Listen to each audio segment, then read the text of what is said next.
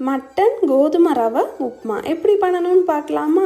குக்கரில் 2 ஸ்பூன் எண்ணெய், 2 ஸ்பூன் நெய், பிரியாணி ஸ்பைசஸ், ஒரு பெரிய வெங்காயம், 3 பச்சை மிளகாய் சேர்த்து வதக்கிக்கோங்க. வெங்காயம் வதங்கினதுக்கப்புறமா ஒரு தக்காளி சேர்த்து நல்லா வதக்கிக்கோங்க. 1 ஸ்பூன் இஞ்சி பூண்டு பேஸ்ட்டு சேர்த்து வதக்கிக்கோங்க. 1 ஸ்பூன் கரம் மசாலா, கொஞ்சமாக கொத்தமல்லி இலை, தேவையான அளவு உப்பு சேர்த்து கலந்து விட்டுக்கோங்க.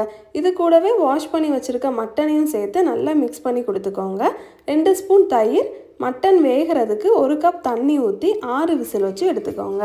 மட்டன் நல்லா வெந்ததுக்கப்புறமா 1 கப் சம்பா கோதுமை ரவை சேர்த்து நல்லா கலந்து விட்டுக்கோங்க. இது கூடவே 1 கப் தேங்காய் பால், 1 கப் தண்ணி சேர்த்து நல்லா மிக்ஸ் பண்ணுங்கள். ஸ்டவ்வை ஸ்லோ ஃப்ளேமில் வச்சு கண்டினியூஸாக மிக்ஸ் பண்ணி கொடுத்துட்டே இருந்தீங்கன்னா உப்புமா கன்சிஸ்டன்சியில் வந்துடும். நெய்யில் வறுத்த முந்திரி திராட்சையும் இது கூட சேர்த்துக்கோங்க. அவ்வளவுதான், ரொம்ப டேஸ்டியான மட்டன் கோதுமை ரவை உப்புமா ரெடி ஆயாச்சு. மறக்காமல் ட்ரை பண்ணி பார்த்துட்டு எப்படி இருக்குன்னு சொல்லுங்கள்.